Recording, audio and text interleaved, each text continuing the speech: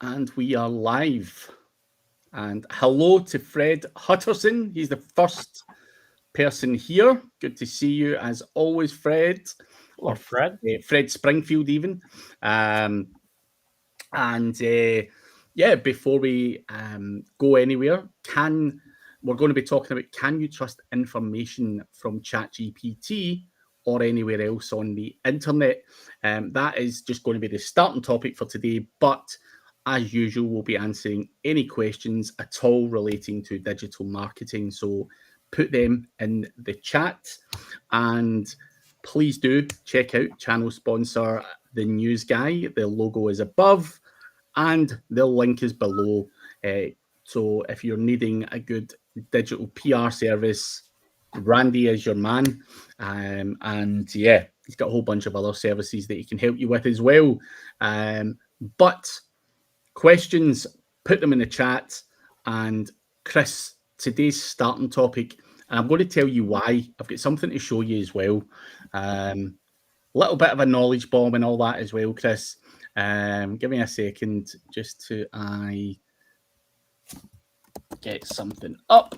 Right, so I've got a friend who runs a gym, and he says to me, he's like, Craig, he tries to fucking understand SEO, right?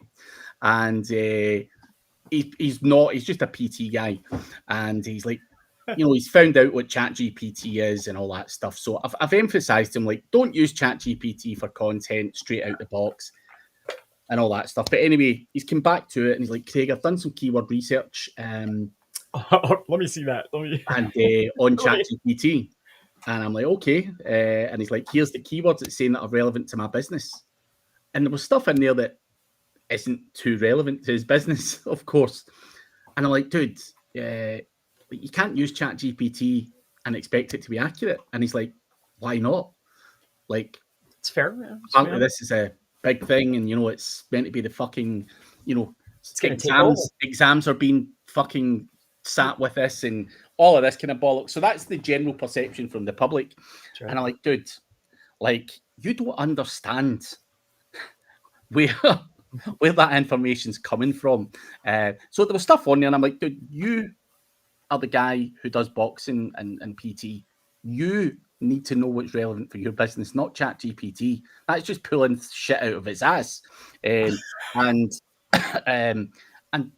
obviously when I get lots of people I'm trying to explain that to, but I've got something I want to show you. I don't know if you're aware of this little hack. I'm going to share my screen in a second. US.com. So I'm going to show you a little hack first and foremost, and then I'm going to show you what someone done to me as well. You can see my screen, right? Yep. Right. So the domain name, or the TLD, US.com. You can buy these for $15 on Namecheap. Now, if I wanted to, I could go to US.com and I could probably try and get Chris Palmer. But it's only showing a tab, just so you're aware. Okay? Oh, shit. Right. Wait a minute. Wait a second. Wait a little second. Stop screen sharing. I've never done that. Start screen sharing. Entire screen. Oh, yeah. This part's important, Chris. So if I wanted to, I could go and buy chrispalmer.us.com on Namecheap for about $15. And he's going to show my name. Thank you, Craig. Okay, yeah. $15. Anyway. Now, you might go, Craig, it's just a fucking shitty US.com. Right. So the top performing pages on US.com, by the way, US.com is a DR77. Don't ask me why, how, or any of that stuff, but you can literally pop these websites up. It's obviously just a subdomain that you get on US.com. So if I take this one here, you will be able to see. Right, Wait a minute to go to overview and show you the organic search. And you'll be able to see very, very quickly a Vietnamese casino has been able to rank within weeks, getting that amount of traffic. Now, if you go through all of the top performing pages, you'll see casinos, you'll see payday loans, you'll see all of this kind of stuff. Now, also in the mastermind and whatnot, we always do testing, and I'm trying to think of the search term again. Oh, I see pain. And all those casinos are running it under US.com. Yeah. But beautiful. People are always fucking, no, it's not that one. .us.com. Where the fuck is it? Oh God. Does Craig Campbell SEO love SEO nerds? It's the .uk.com they flung this on. So, we're able to pop things like that up very, very quickly and get into the AI overview. With just shitty little websites and stuff like that. So obviously it can happen for brand protection. You might want to protect your brand like Chris Palmer, but equally, there's a lot of casinos and whatnot out there. But even for something stupid like Craig Campbell, SEO loves nerds, and this was actually Nerdy Romero who put this page up, and there he is. And he flung that up, Chris, and within a day, it's indexed and it's ranking and all that kind of stuff. Now, obviously, the same rules apply. He's got local lead gen websites. There's guys out there doing casino stuff and so on and so forth. So clearly, that started working about the end of May, and people have been utilizing that for the last couple of months, and it's still sticking around. Now, I'm not here trying to sell that and say, use that. It probably will get plugged eventually. There's some gaping fucking hole there. But you can manipulate the LLMs with this stuff, because that fucking bollocks has been picked up by ChatGPT and everything else. And Nerdy said to me on the mastermind today, he's like, Craig, when ChatGPT is trying to find information, if you do love nerds, you've never said it before. It's not cited elsewhere. Why don't you try saying it on your live stream today? Because I have never mentioned anywhere that I love SEO nerds. So the AI overview pops in and out, but we want to see if mentioning it on a YouTube is going to stick it, because it keeps dropping in and out just now. So, but that's why some of the reasons why you cannot trust ChatGPT information, because it's picking up information from the internet that Chris Palmer could have plucked out his fucking ass. And he might have even used ChatGPT to pluck that thing out his ass. He's probably too lazy to pluck it out his own ass. So, it's like the blind leading the blind. And obviously, like I say, just a topic choice. Can you trust information from ChatGPT? When I'm speaking to non-SEO people, they don't get it, Chris. They think that ChatGPT is like God. They think everything that's on there is fucking gospel, man. Even my missus, Charlie has a bit of acid reflux and stuff just now, and she was on ChatGPT looking for information on it, and I'm like, hang on, don't. She's like, why not? And I'm like, come on, man, that this could be fucking Chris Palmer's fucking. That's not from a medical journal. That's not St. Jude. Wait a minute. Go and we'll see the doctor and all that stuff. And she's like, but why? ChatGPT is meant to be the next big. And I'm like, I get the public perception, but it is full of manipulated crap as well. And obviously we've spoken before about manipulating LLMs and all that kind of bollocks, but it is quite easy to do all of that. And I just wanted to cover that as a starting topic, and also share that Nerdy Romero thing. But here's the thing, Chris, right? I'm sitting in the mastermind, quite a funny story, and it was actually Nerdy who shared this US.com, and you can also buy the UK.com as well. That's a DR88. Both of them work. And I'm sitting there and he's like, oh, look at this. So I'm straight on to fucking Namecheap, and I'm in there and I see that, CraigCampbell.us.com's available and CraigCampbellSEO.us.com's available. I go to buy them and it said they're gone. Fucking gone. And I'm like, I knew it was some bastard in there. The first one to nab it was Randy. Yes, the guy that showed you. News guy, the fucking news guy stole it. And Nerdy pinched one as well. And I'm like, dude, I went back a week later and we were talking about it in the group chat, in the mastermind again. So it was the US.com that Randy grabbed first. And Nerdy's obviously grabbed the Craig Campbell SEO one. And I'm like, motherfuckers. But Randy gave me, about a week later, Randy said, Craig, it was me that stole the US.com. Here it is.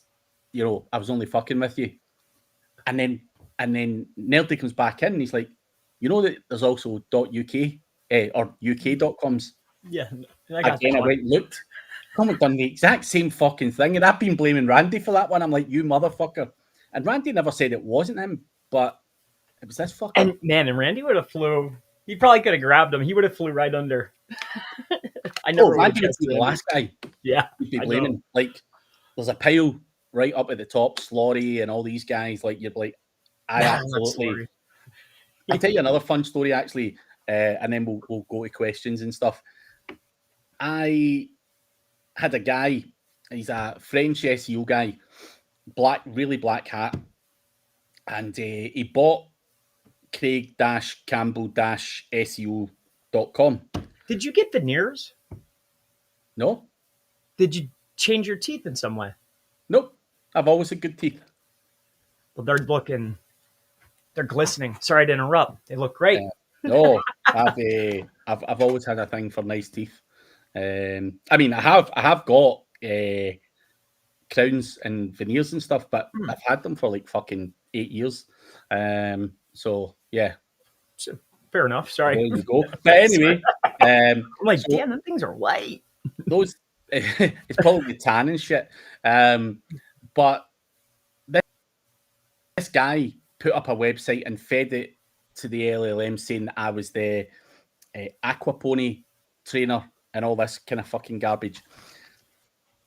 Dude, and I instantly, when I seen the website, automatically blamed James Dooley. And I phoned James Dooley and I'm like, you motherfucker. I never even questioned it, dude. And all along, it was someone else. And it's the same with Randy. You'd be fucking fighting and getting everyone back. And that fucker would be sitting in the background, getting nothing. Just nice Randy, lovely guy, would never do such a thing. So be careful, guys. That's all I'm going to say. But Nerdy, does Craig Campbell SEO love nerds? I've done it. And let's see if that sticks in the AI overview as well, because I have cited it. I'm not going to say whether I do or not, though. That's up for debate. So you, Craig Campbell, love nerds. And then it's written on what site? On just that one site? Yeah. But obviously when ChatGPT are looking for it, it can see that on the website, but it's not seen any citations of me actually saying I love SEO nerds. And that's why it's not trusted. It pops in and out. So we want to see if just mentioning it in YouTube is enough to trust. I know we're probably going to need a lot more than that, but it's a real shitty search term, right? So probably be the only one. That is. It'd be really fun if you did it. Like, oh man, just send it to him. Hey, I found this article. I really love nerds. And then cite it right in the email and send it, but that's the only time it comes up. That'd be cool. You think that would pop in ChatGPT? Not Chat. Well, no, but do I think that I could be? It needs to be a public source in the internet, man. Like, because it's not Google. You're trying to show it to. You're obviously trying to feed it. I always revert back to Google. I'm starting to think like, okay, yeah, like that's cool, but what about Google? Like, dude, if I send it through an email, will it start to reference that? Like, will it show up as a snippet for me? Like, oh, Craig Campbell SEO. Tell me a little bit about Craig Campbell SEO, or just who is Craig Campbell SEO? Is that going to be one of the reference points? Yeah. I wonder. That'd be worth testing, seeing something completely bizarre. Yeah. And then too, are you noticing, is OpenAI, does there need to be activity as far as searching? Oh, that's why you're doing it on here. Makes sense. Yeah. My man. Hey, well, hey, My okay. man, hey, come on, Chris. There's the ticket. We're supposed to know what we're doing here, Chris. That's the magic. That took me 2 months to figure that one out. Like, you could pump as much as you want, but if there's no activity, no dice. But I do think that active training, like the audio, the video, I think that's active. So they have whatever you want to call it, the vectors are. You know, they have the articles, they have the links, they might have even image conveying the message of you loving nerds. And then are they actively tuning with the video, the audio? That's what I think. Who knows? I don't know. Young Patrick, search for it. Yeah, search for it again, Patrick. Search. God, just double check there, Patrick. You never know with your computer these days. Isn't OpenAI using the same kind of system as Perplexity? You know about that Ann now, huh? We were talking about that. Yeah. Good old Annie.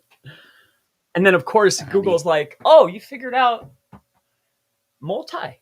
Oh, here, come on over here. That's what they do. They start snatching people. Oh, you got a better way? Okay, come on over here. And then they put their stamp on it. Now it's Google. Like, whatever the creme de la creme of vector retrieval is, and doing it, like Perplexity, okay, you got there first. Great. Yo, dude, come over here. It's Google now. Amended. That's funny. There's Patrick saying he set the keyword up in LLM Ref. I think the podcast transcript will get crawled and it will populate an AI overview. That's what we're hoping, Patrick. That's what we're hoping. Just a subtle little test. Tag that in underneath the video too. Now it'll be a for sure reference point. That's a citation. And then go take this video, go take it over to your favorite wiki and put that bad boy in there. And it's on. It will be forevermore. You love nerds. Yeah. Just go down to the bottom of the video, cite it, and then go over, grab the thumbnail, and like put like a logo or like somebody with glasses or something to reference it back, and then go over to wiki, comments, and put the image in there. Maybe I could just put some glasses on. And I'm the nerd. Craig Campbell, SEO. Even better. And then you could cite the video, which is citing the reference point. Oh, it's a slam dunk. Dude. Yeah. It's over. Exactly. But question for Chris. Oh, here we go.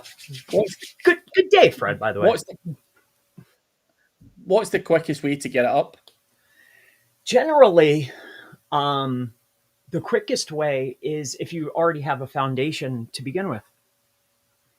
So it's much easier to get it up faster. I assume that we're speaking on new content. So if we already have a foundation, I believe that it will be a lot easier to get it up if we already have that foundation there. I think Diggity was the first time I heard someone call it authority mode. I like that coined term. Nice one, Matt. Authority mode. I like a coin term. Hey. Always funny. But yeah, Fred, I think that's going to be your fastest way. Or as the Kung Fu guy would say, the path of least resistance. Path of least resistance, eh? Jesus Christ. Or maybe that was Sun Tzu or whatever, the Art of War guy. I don't know, somebody. Probably like the dude outside. God. He's like, hey, you got any change? By the way, I like the path of least resistance. I'm like, dang, that's pretty good. I'm going to use that. Chris, can you do me a favor? Can you read out the next statement there on the screen? Craig Campbell absolutely loves SEO nerds. Just so we've got a different voice. Another reference point. Why not? Exactly, man. Exactly. Do you think that would make a difference? The two people on the podcast, because it's able to identify two different people. Yeah, I mean, so if we're basing information on subject, object, predicate, two experts sitting in a conversation conveying the message that Craig Campbell absolutely loves SEO nerds, I think you would have a much higher probability. Yeah. I like what you're doing there, Patrick. But any questions? We want to move on from the SEO nerds. I don't want to rank for that. I don't want to prove nerdy right. Well, he'll be right in the short term. Yeah, but it would have to be absolutely. it would have to be consistent for it to be so. Like if one of those guys like that grab the US.coms, like think it would be fun to just go on a campaign like a like a promotional campaign, that could be problematic. Yeah. Well, that's what I was saying, Chris, to people in the mastermind today. It's not just about lead gen or affiliate or anything like that. Like, protect your brands, I think is what I'd be seeing is to try and stop someone being able to go on a promotional campaign against you, whether it's for fun or whether it's malicious. Yeah, Reddit was a problem for a minute, but I'm glad that whatever data Google was extracting, I'm glad that deal ended because that was pain. That was pain. Then they just started going in. Anytime they would strip info and it was gospel, the content, the reference point would become archived. And I'm like, oh, you dogs. Yeah. Touche. Yeah, that's why they're dog behavior. That's why they're in position. But Patrick has a good question. How easy is it to pay an editor to make a Wikipedia page? Seems great for AIs to have your own wiki, of course. I mean, if you very, very difficult for an SEO. Yeah, if you find somebody, let me know the number. And I would assume it's going to be relatively high. Plus, on top of that, you would need that credibility, true credibility. Like, and it's not like, oh, I'm on Forbes Advisor or, some guest post. It has to be true credibility, and their credibility is far different than what we would perceive as credibility. So that's tough. I think it'd be even easier and better to have multiple reference points on semantically related terms or topics, because then I can fill in references and then think about how many wikis there are. So now I've been cited all across Wiki on multiple variants in multiple languages to semantically related terms related to whatever you earn from. That's a much better use of dollars or allocation of dollars. Like, am I going to give this guy 8 racks to potentially get me a page? Or can I give this guy $100 and just go all I would say is how many other SEOs have a Wikipedia page? Do you have one? Many. Nope. What? Who's sitting on one? I'm actually not sure if any have one. If anybody, Rand, maybe. Right? Maybe. Or Neil Patel might have one. Yeah, potentially. Anyway. But the problem you've got, Patrick, is sadly, as much as it probably pains me to say this, we as SEOs are not noteworthy enough to get that in reality, unless you are, a Gary Vaynerchuk type fucking guy, or at that level where you got much broader exposure across so many other trusted sources and things like that. Doing what even like Chris says, Forbes Advisor and all this other bullshit. It doesn't mean that you're a trusted fucking guy and worthy of a Wikipedia. And to put it into context, Patrick, I had a friend of mine, Bogdan, and he was on the X Factor many years ago, and he now does video production and all that shit. And I'm sitting there and I'm going, Bogdan, you have been in every fucking newspaper in the world.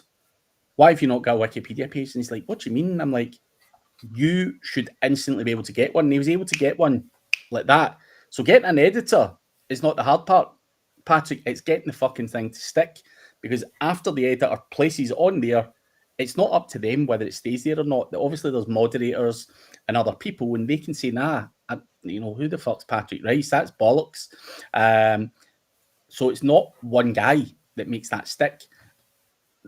One guy does it, anyone can do that part. It's whether it's actually credible. And someone could take $1,000 off you and then it just doesn't stick and you've lost your money. And that's happened to me probably 5 or 6 times. And I paid about, I think the last time I paid it was about $800 to get it done. And that was the kind of going price at that time. And it continually get taken down. I even went the backdoor route, Patrick, and I got a Portuguese Wikipedia page done first. And then after 3 months, we created the English version, but very quickly they caught on. And I also tried to do it just as an actor as well for the whole crime lord thing that I done, and didn't mention SEO, and they still taken it down. So, marketer, SEO, if that's your what you're notorious for, what I would say is that Wikipedia absolutely detest people who manipulate their system and the search engines and actively go out their way, which is why you'll not see many with a Wikipedia page. You can get all the other wikis easy peasy, but Wikipedia is a tall order, mate. So, like Chris said, if you've got someone and you can make that fucker stick, also send them my number. I'll happily give them a go as well. But long-winded answer, but yeah, it's not easy, mate. But I think it would be great for AIs to have your own one, of course. Chris, you're not away to fart again, are you? Maybe I was. No, I had to get some water. Fair enough. Oh, Nerdies. On the Wikipedia, though, something I've noticed is if you do get someone credible on your journeys, especially if you're in the marketing space, you meet all kinds of people. You help whomever you can, right? What I've noticed is if you're going to gather up the resources for submission, like credible source, you can actually get noted there on their page. So if they're semi-related to what you're doing, you can get at least a reference point on the Wikipedia page that'll stay. Just saying, Yeah.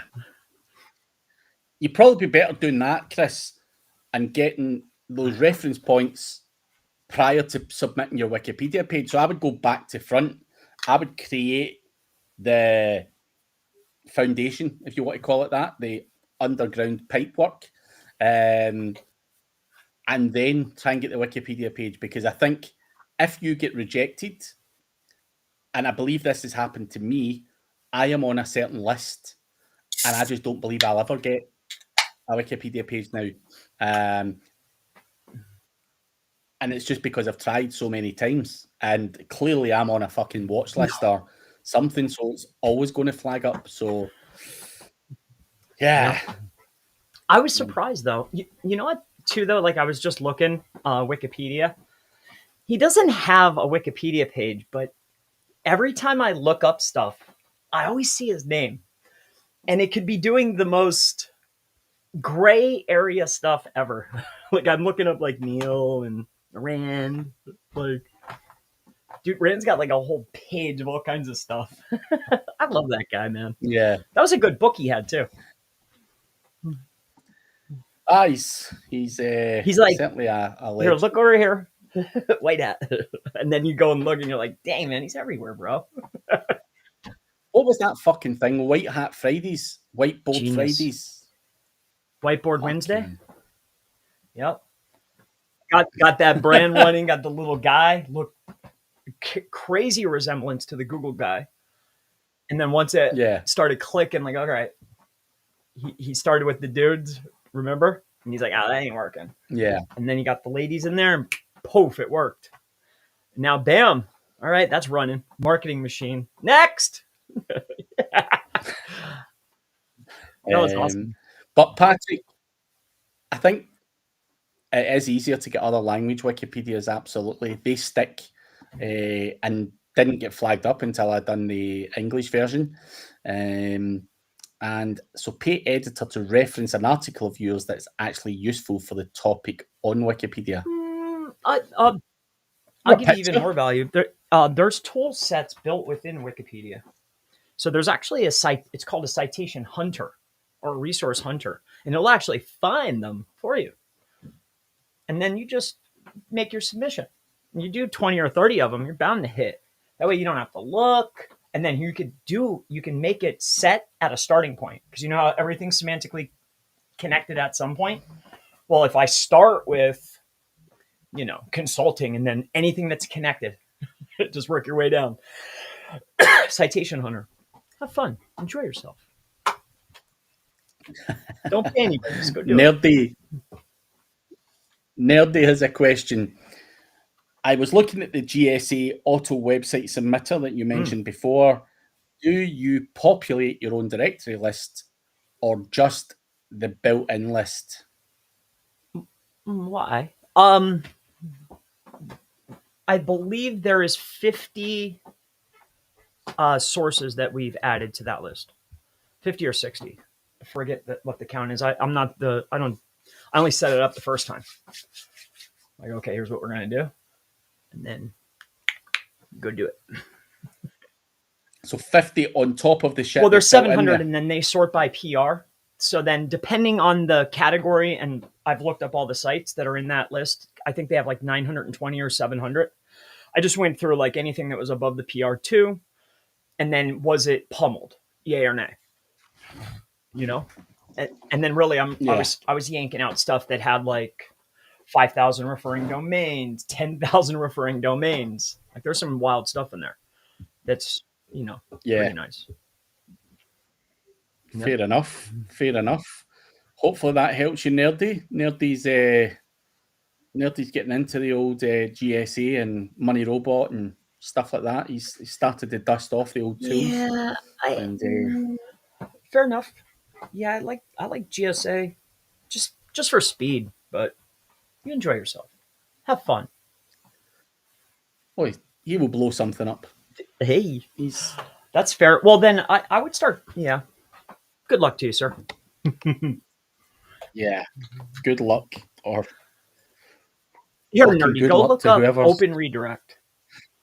Look up Open Redirect, and then there you go, Nerdy.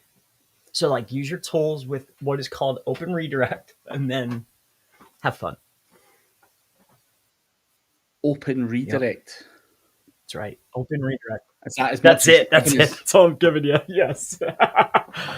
That's an active sometimes, yeah, it just bubbled up in my mind. I'm like, oh man, this is working pretty good actually right now.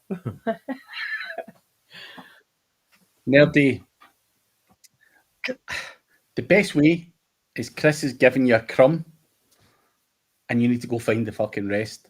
That's a big piece though. Like that could be, it solves many things. Another piece of the puzzle is it could be for indexing, for passing authority. Yeah. You can index stuff or get indexed, get seen, pump traffic, or pass equity. All with one little thing. Very, very, you're welcome. You're welcome. Nerdy will be able to figure that. I am confident that Nerdy will be able to take that snippet. He owns Z-Proxy. He like owns the site. He's like, yeah, nice one, Chris. That's good. Z-Proxy. I'll need to. There's another Z-Proxy. But guys, keep the questions coming. We still have some time left. So anything you want to ask, whether it's obviously within what people want to give up and sensible, then we're more than happy to answer them. So put them in the chat and we'll get to them. Yeah, man. Yeah. As a year has passed, man, I was like, I was going through some old material of another gentleman that's in our space. And like previously, like I was going through the material. Now I think it's just a year early, but now it's like hyper relevant. And like dang, if Yeah. you could weave through the garble, like dang, you were right on the money, dude. Who's the person? Any hints? um, well, he's in our space. He's a Turkish, Oh, Chris. I believe he does a lot of Turkish content. I mean, there only really is one guy in Yeah, I just can't think Turkey, of right? his name off the top of my head.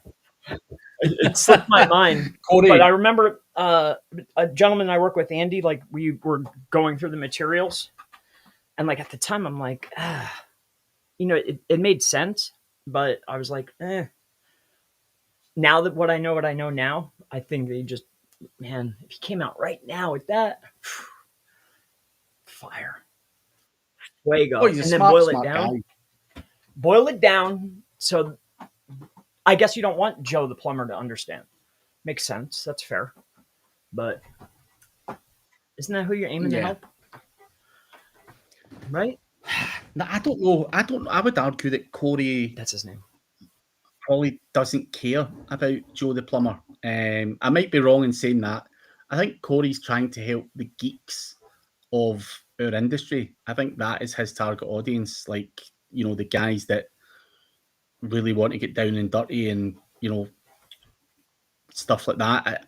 I just don't think you could expect Joe the plumber to pick that up. By all means, if Joe wants to sit there and geek out at that level, I've said it. I've got a friend who's like, Craig, do you want to come to Corey's mastermind in Turkey and we'll go there and chill out for 4 days? And I'm like, I couldn't listen to that, amount of crazy information for 4 days solid. Like, that would blow my fucking brains right out. Like, all due respect to Corey, I think he's a very, very smart guy, but I don't have the attention span for that either. I couldn't sit there trying to. That would blow my brains. But I think it's all very good stuff, but I would need to do it in tidbits and test and do a little bit and test. And I think for me, that is Corey's audience. The guys who maybe are more of a geek, but they do it in those little tidbits, and it's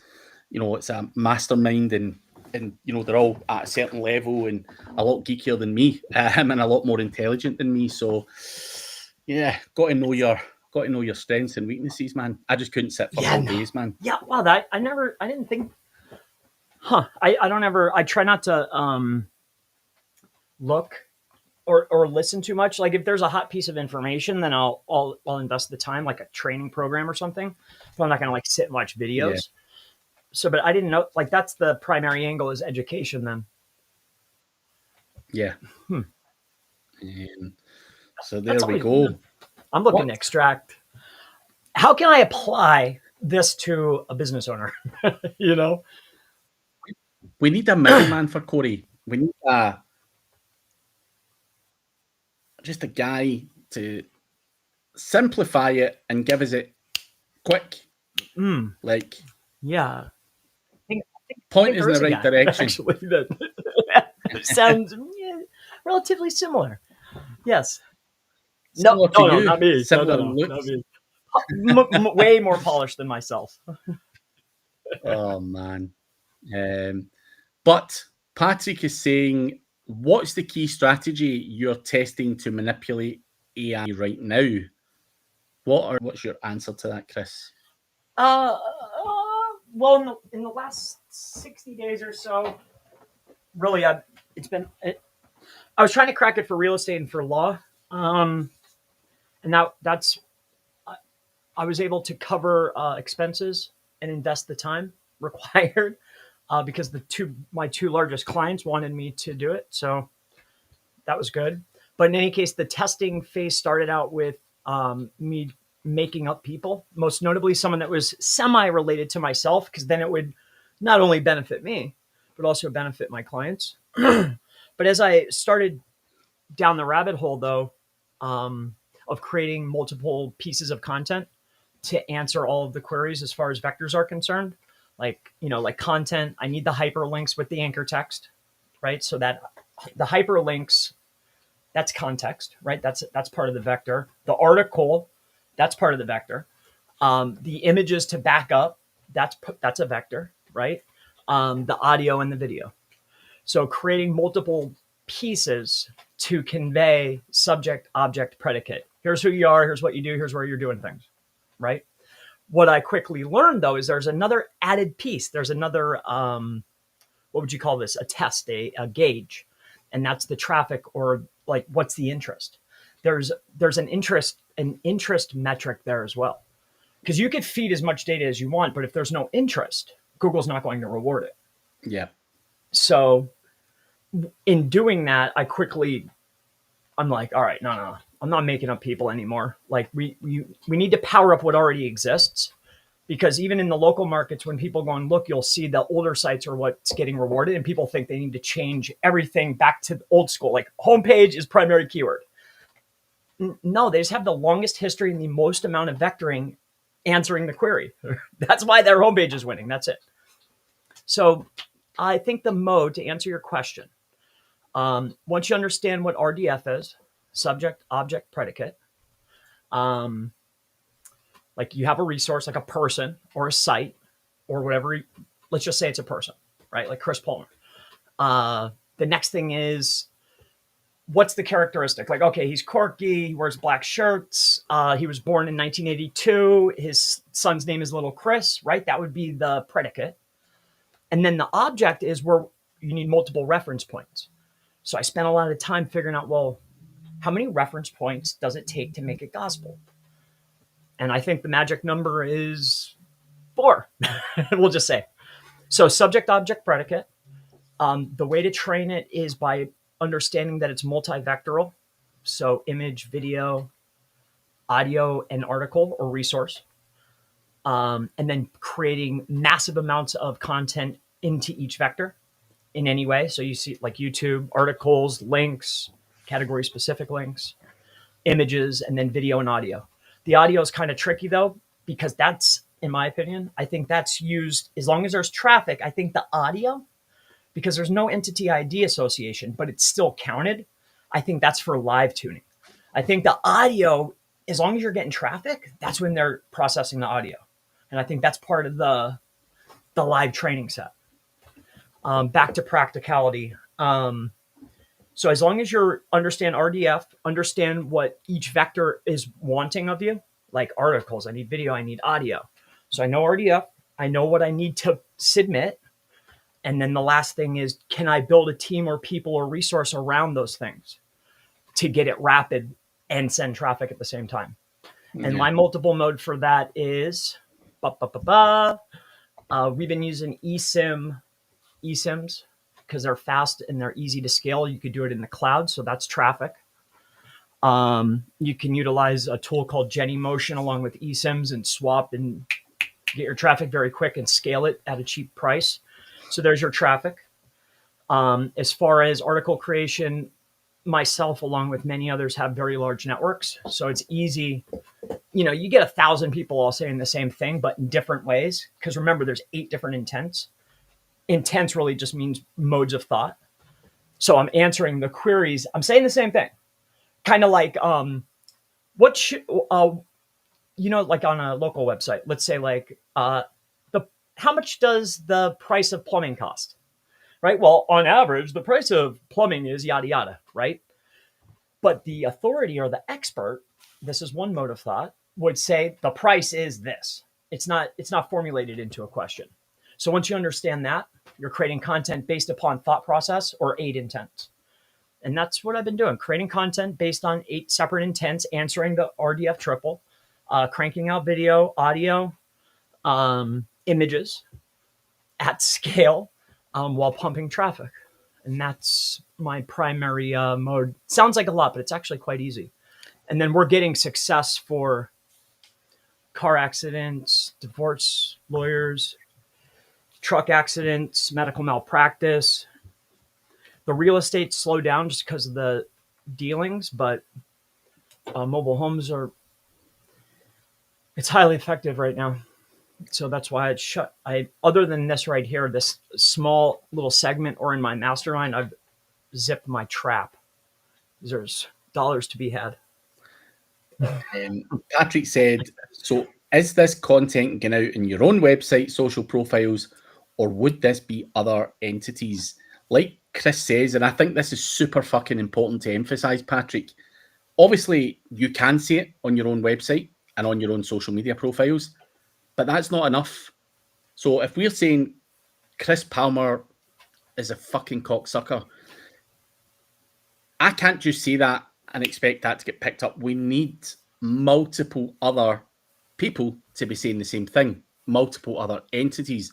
Then it's like citations. That's the way I try and explain it to people. So if I say Chris is a fucking cocksucker, wow, well, that could just be my get opinion. out of here. Chris is a great guy. Chris Palmer, SEO, great guy. 1985, April 25th. But if 10 other guys are saying he's a cocksucker, and then 20 people, 30 people are saying it, then AI is going, right, he is. But if you wrote that, if I'm just adding on, if I owned chrispalmer.org and I wrote that on my site, Google will take that, it'll feed into the snippets, and then the 12 people, it's over. Yeah. No, it's I agree. So I think the way I see it, Patrick, in my brain is you say it in your own shit and then you get it said on multiple other entities, and that is then seen as corroboration, citations, whatever you want to call it, and the game's over. So let's all say that on everything. Yeah, but Chris. But yeah, I think, a lot of people don't understand that. And I think SEOs are trained to say only shit, all of the good stuff on their own channels, on their own website, on their own social media. That shit needs to be said on other things. And even the stuff that you're testing, Patrick, that you've mentioned there, ranking parasites, put it in parasites, listicle articles, Reddit comments, anywhere, but trusted entities, even just guest posts that are not abused. PR blasts from Chris or Randy or whoever the hell has large networks of websites. You want it to go out on all of those websites to further corroborate that you are, the king or whatever the hell it is you're trying to say, or that you've got the best this or whatever. So it's really important that to category, do that. though. If Google's able to understand the syntax not only of a page with one crawl, but also the syntax of the entire site very, very quickly. So like the easiest way I found to explain to people is by looking at the category of backlinks. Like, how is it categorized based upon the references? And that's one piece of it that's very important. But where it's outbound linking to can wildly change the syntax or what that site is perceived as. That's kind of like you go and you look inside of SEMrush, right? You go to a website, it's got 500 referring domains that are all medical. But when you go and look at the category of the actual website, right, it'll say electronics. Why? Because it's got a boatload of outbound links going to electronic websites. So you can't just go out and just like buy Forbes or buy Mashable, or like you can't throw a dough at it. It doesn't work that way. So hard to explain, but I wish you the best, sir. Yeah. Having multiple sources is wildly important, but we need to make sure that they are semantically related to whatever you're promoting. And semantic to you it may be different than what Google's perceiving. Like, look at the outbound links. What's the overall context of the website? There's a lot more. You can't just go out there and buy authorities. In the short term, you can. And that's why I really like that little trick that Nerdy we were speaking about, like that open redirect. Yeah. Those short wins are highly effective, especially like if I'm trying to pinpoint a certain piece of information, because how Google ingests or how it understands based on similarity, I believe there's an order, and you have to feed the information in a certain order. So sometimes you get hung up. It's like, dang, I can't get it to understand that I was born in Fort Lauderdale, and it's like, well, maybe if I was on Forbes, that might work. And that's where those sites become effective. Does that make sense or no? Oh, absolutely. Is that my talking garble? Okay. No, absolutely. I always try and give, like, see examples like you done there with the Fort Lauderdale and stuff like that. I always try and give examples like that because I think it makes more sense to people. But yeah, no, I think that's a perfect explanation for and I'm actively, like, I've been spending, it sounds crazy, but months. It's been like 4 months. And it's like actively learning, and it's like, dang it. Like, I call it the formula. It's like, this is the formula for moving forward ranking. I was even thinking like co-citation link building, kind of in a way. Yeah. Co-citation is so important now. Dang it. Yeah. But Patrick, I think, it sounds like controlling the external entities is where the power is, and entities is now social profile websites across everything. Absolutely. It's, Perplexity and all of that were the first ones to start showing sources, which is why I loved Perplexity when it first came out, is because you were able to see where this stuff was being cited from, and you were able to then go and put your own shit on those very same websites. And I think it's really, really important for people to just take note of that. Even ChatGPT now and everything's showing sources, but obviously back then it wasn't, and Perplexity was. And the answers are staring you straight in the fucking face in reality. And sometimes it's too in your face where people don't really think of it. You're like, I mean, Chris Palmer's on, I don't know, Business Insider for this, for whatever the AI overview of the term might be, and you're like, well, he said it here, and that's where it's citing. We just need to go and replicate that. It's well, those are the authoritative ones that show up. Yeah, and that's what Google shows, because they're not going to show the Shit. other 900 blog, right? Yeah, like, really, it was referenced here. So then, like, the unknowing are going out and spending all that money, but they don't see the other 900 backing it up. Yeah, and that's been hard to convey to clients. Yeah. On that, Perplexity is fun because they were, and I think they were one of the first, and then Google snatched it and they made it better. But you know how, like, it's based on similarity? Mm-hmm. What I'm trying to figure out, and maybe you have someone in your group, or maybe even you could enlighten me.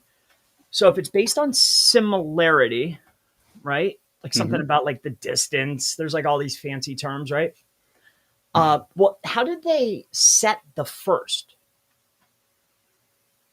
Like, okay, if it's similarity, and I get it's like, what is it? Consine and Euclidean and dot, whatever the heck, right? Like the closest distance. How are they coming up with what the first one is? And that's the piece that I've been struggling with, because it seems like it's different per niche or per category. Yeah. Do you know the answer? No. I wish I don't know. I don't know if anyone else would know that answer. Like, somebody, come up off of that. Or is that where the patent information would come in? Like, Chris, that exactly. Like, no one's gonna tell you that. No, that's what's patented right there. How we're coming up with the initial. Once you know what that is. Well, you'll be laughing, but I mean, I don't even think the engineers who work within that place would know that answer. I think it would be like Google's algorithm to a certain extent. I don't think anyone would know the full inner workings of it. I think certain people would know certain parts of it, but no one person would know that like the back of their hand. I think it'd be crazy to give that up. That's true. Because Google's not. Monsters like us would take full advantage of that. That's the gold dust. That's right there. Figuring out the other pieces took time, but it's like, okay, well, what's that first starting point? Yeah, like, that's crazy. And then too, like, Google's not coming forth; they're only adding on what's already existing. Yeah, and it's like, man, they're not saying, okay, this is our process. No, not even a hint. Come on, Google, hook me up. I was away with SEMrush. I think it was in 2019, and they had an Indian guy who I believe was an ex-Googler. I might be wrong on that, but very smart guy. And he was talking about all of this at that time. And he's like, AI's coming, and talking about all the inner workings of it and how it was all being built and had already been built, and they were collecting information from this, and this. So it was obviously years and years and years in the making.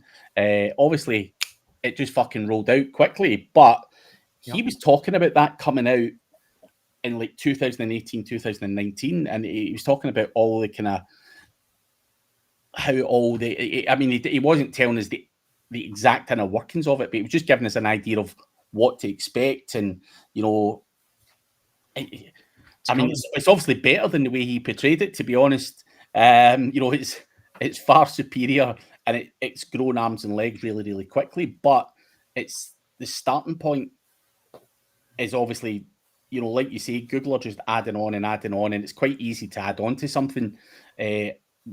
But that initial starting point, fucking, there's no one. I doubt there's anyone that could give that up accurately. Someone will try and give it up and say, "Oh yeah, I know. You know, I used to work there, or I fucking helped build it, or yeah, that's tough. Some bollocks." But you would have to be like, I don't want to say nerd, but like you would have to be some type of data scientist of some sort. Oh fuck! Like, yeah. how do you? It's roughly the same distance, okay, and it's similar, and that's the initial. Like, okay. Yeah, I wish somebody. Come on, there's somebody in this chat that has the answer. If it was just that, it can't be. Yeah, there's 500 other bits of math going into that as well. Like, it would blow my brain to even try and decipher that, but it would be very interesting. And in understanding these things now, last August when helpful content came, I think that was the switch. Boom. Yeah, they switched. Helpful content. No, you're letting AI make the decision. It should be AI decision maker. We've trained it, and we're pretty sure that it's going to work pretty darn good. Here's a good question, I think, from Patrick. What do you think of websites versus influencers for manipulating LLMs? Which is more powerful? So obviously you can go out there and you could buy guest posts. But like Patrick's saying, if I buy an influencer, Instagram, Facebook, and TikTok, and then pump out tons of multimedia content, what is likely to get trusted more by the LLMs? Something that Craig Campbell said across all of his channels, or something 10 guest posts said? The context of what's being said and how it's weighted will be determined on how trusted the source is. So if I, for instance, were to buy an influencer and I go over to trends and they have no name recognition, the probability of that being valued is highly unlikely.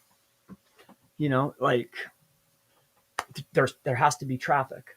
So if Craig Campbell, SEO expert, said something that's about SEO, well then, yep, that would work. Now, if he was giving car advice, not so much. Don't come to me for fucking car advice, man. Yep. Then I'd rather go buy articles. Yeah. But so I think it's a matter of context and what it is. And then I think the trust will be based on traffic. But really it's traffic is, well, how many people are looking for the name? Okay, well, you must be a trusted authority then. But I think that goes for the same for even YouTube rankings, Chris. Do you think we could rank a YouTube video based on cars as easy as we can on SEO? Or do you think they'd be going like, you've not got a fucking clue about cars, guys, man? Come on. Only because we know there's more than one way to win. Yeah. And we're talking about one specific factor that we know is a winner. Like, do I think that me and you could rank for cars? Yes. But yeah, it's much easier if we have a channel that's dedicated to it. Like, yeah, I think I could get something in the pop, maybe not top 3, but definitely in the top 10 for a short period of time. No question. Because I know the other factors too.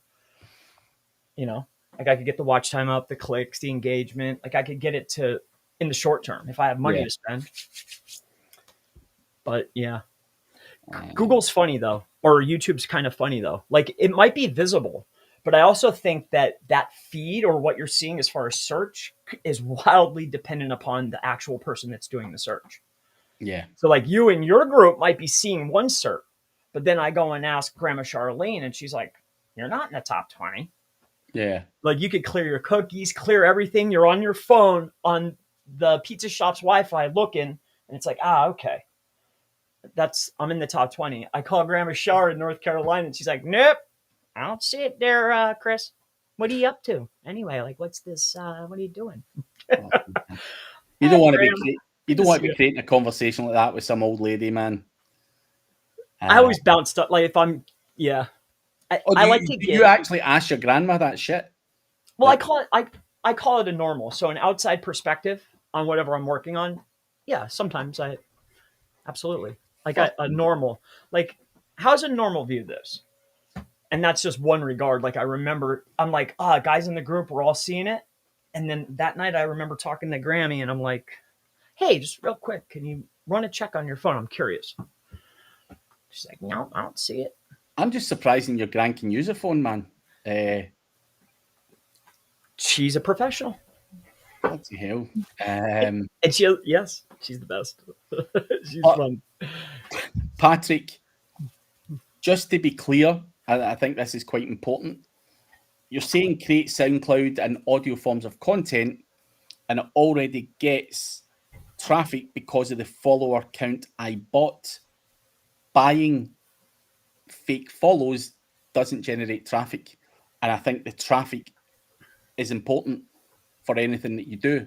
I think, if I was going to build up a system like that, and I've got these influencers or followers sharing my shit, I'm going to have some form of automation set up that they're following people that are in the SEO community or whatever industry that you're in. They're going to be following, unfollowing, commenting, and you're building up a real following there. I don't think buying followers and expecting that to drive any real traffic to the shit that you're putting out is going to have the impact that you want it to have. There's more to it than that. You need to go down a step and make sure that, that you are, like Chris says, for pretty much anything that we do, sending traffic through that shit has a better impact, and it's a trust signal that Google like and stuff like that. So, if you are, putting out content and you're trying to get traffic to it, try and make sure that it at least looks like real traffic. That's the key part. So, if you're buying an account with real engagement and a real following, absolutely, mate. If you can buy an account off of someone or whatever, or build one up, depending on the niche, it's if in my opinion, if you're going to allocate those dollars, I think we would be much better off. What you're really looking to induce is more of a pod style. So let's just say that you have a seed. Let's say it's Craig Campbell or Chris Palmer. So the seed is the SEO expert, and I want to put value to the seed, so then the seed can be perceived more of an expert. So then they're more relevant for other queries that could potentially lead to dollars, right? That's no matter what it is. That's what it always is. Follow the dollar. So with that being said, I would have the seed. And then if I had another 1,000 accounts, right? Taking seed's content, sharing, adding, hashtagging. If you look at this from a Facebook perspective, when you look somebody's name up, underneath their name, it will say talking about. That's authority. That's what you're after right there.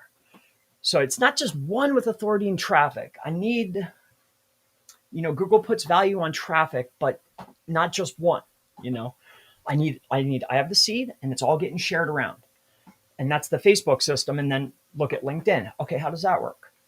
And they all get valued different. There's called a sort order. So you look up your name, right? Or your brand and look at the sort order. What's the sort order of information? Like what shows up first? Is it X? Is it LinkedIn? Is it YouTube? What? Well, that sort order will determine or tell you, okay, let's start with YouTube. Okay, the next thing that's most important based on Google's, sort order here is going to be LinkedIn. Okay, let's go crank that. And that's how I would look at that. And that's how I would do that. But if I need to build that initial seed up, you always pay Caesar's what's Caesar's. So the first order of business is All right, what's the seed? All right, go pay the man on that name. Crank that name up and then start running. Yeah. There you go. That's free game for you right there. There you go. Patrick You're said a welcome, lot of value Patrick. today. That was fun. Yeah. I enjoyed it. But, Patrick, you're on. um, That's hard. It's get, and man, you got a good client with a budget. We can make it work, buddy. I yeah. know the pieces. It's tough. I have two currently that are very gung ho. Once I get these two proofs off the ground, like two big proofs, I'm calling it brand amplification, and then we'll stack on top of that. Somebody already took the name, yeah, but brand amplification, and then I'm going to couple that with automation because people love it to be lazy. But really, all we're doing is the same stuff, but now it's automated, and we're amplifying your brand because it's not just about links and content and social posting. It all works together now. Omnipresent brand amplification. Let's get it. What do you think? You like that? Stack that with the ads?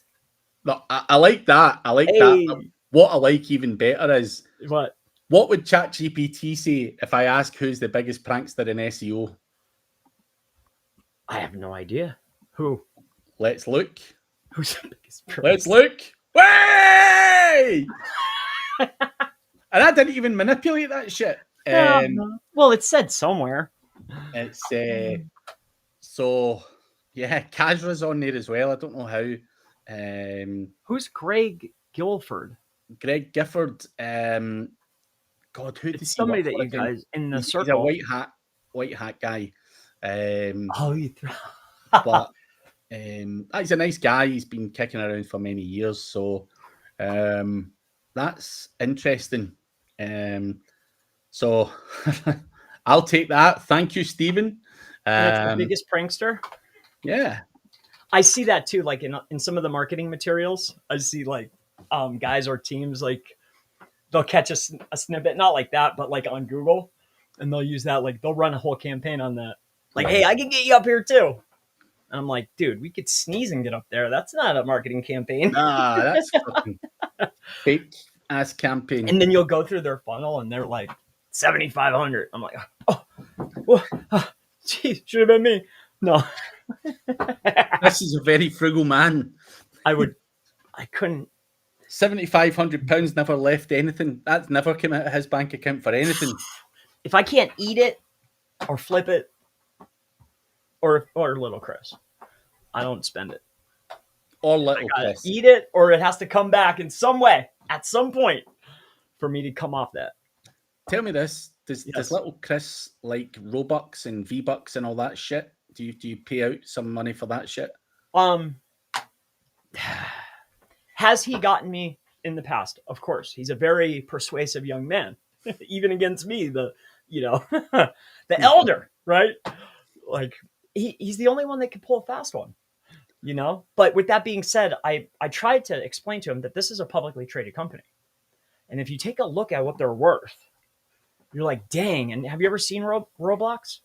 It's just you're just running around. Oh, yeah. Oh, he plays it all the time now. And he keeps saying, I need fucking Robux. And I'm like, what for? And minimum buy. He's playing a game, fucking grow a garden. And he's buying fucking plants to grow this shit, to sell it on for more money. Like, dude, he's the richest guy in the game. He's got the fucking biggest garden. There's fucking... Second richest. No. and he's like, he walks past someone else's garden and he says to me, dude, and bear in mind he's only 6-year-old, and he went, that's a brockie garden there, looking at someone else's garden. I'm like, dude, who's fucking teaching this? What the fuck's a brockie garden? That's awesome. And I'm like, that's great. No, and that's it. I just don't like the like just sitting on the device. Like I do it, like it's hard for me to criticize because like that's my whole, I love the computer. Yeah. But it's like, dang, they're just chilling on there. Well, dude, I can't get him off it just now. We actually have a he's back to school tomorrow, actually, after the summer holidays. We've had a real problem trying to get him off of that fucking thing, man. Well, here's what I learned with that. I hate to admit. Well, they have a monthly feature that's only $10. and then that's your allowance. And then if you want to earn more, he can do chores or whatnot. But they have a monthly feature. That way, you have your monthly, that's your allotted spend. And then too, if he's smart, which it sounds like, I'm sure he is he's probably buying stuff that's about to be removed. So then you go get like the Jordan necklace or the skin, and then you wait for it to remove, and then you can flip it on for even more. Yeah. It's fun. Yeah, it's $9 a month, and they get like, I think it's like 2,500 or something. I forget. But yeah, he was dinging me like, "Hey, Dad, let me get 5." I'm like, "Give me 10 push-ups." I got you. That's what I usually whack them with, like push-ups or sit-ups to torture them. Not torture, but it's fun. Nah, you've got to. It's just, I get it. I actually get it. Lately, the burpees. Kids love burpees. Burpees are horrible. Hit 20 of those babies. I'll be gasping. Maybe your little guy, he's probably super fit. My little guy's like dying, dude. My little guy is relatively fit. He's quite probably just bang him out. Active, but burpees have to be the worst form of exercise, I've got to admit. So, man, not fun. But that's a good way to end on pain. Yeah. Anyway, 100 burpees. Oh, jeez. We will wrap up there, guys. But please do check out the news guy. The logo is above, link is below. Also, check out chrispalmer.org if you want to get in touch, or just go find them on YouTube and soak up some of that content. And also, if you want to search for who's the biggest prankster in SEO on ChatGPT, let me know who comes up number one on your end, because I'm not sure if my ChatGPT is just saying it's me because it's me that's fucking asking the question. But excuse me. Let me know in the comments. And you value ChatGPT over Google's overview? I'm not saying that. No, I've never even Googled that before.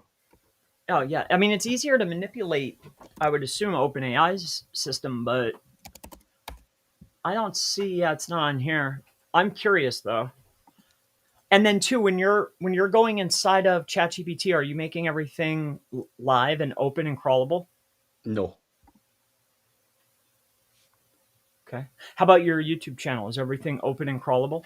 Yeah. My man. So. And then you have another channel where it's essentially syndicating? No. Well, that's next. Tomorrow there'll be like a whole flood. I did got another channel just for reels and shit, but I need to do more with that, actually. That was painful. Separating the modes of content. Whew, that was a hard lesson. Yeah. What about lately, though? Well, anyway, I know we're at our time. It's been a pleasure. I can chat SEO all day. I love this stuff. He's a bit of a geek. But we'll end the stream there. I don't want to kill everyone off. But we'll see you guys same time next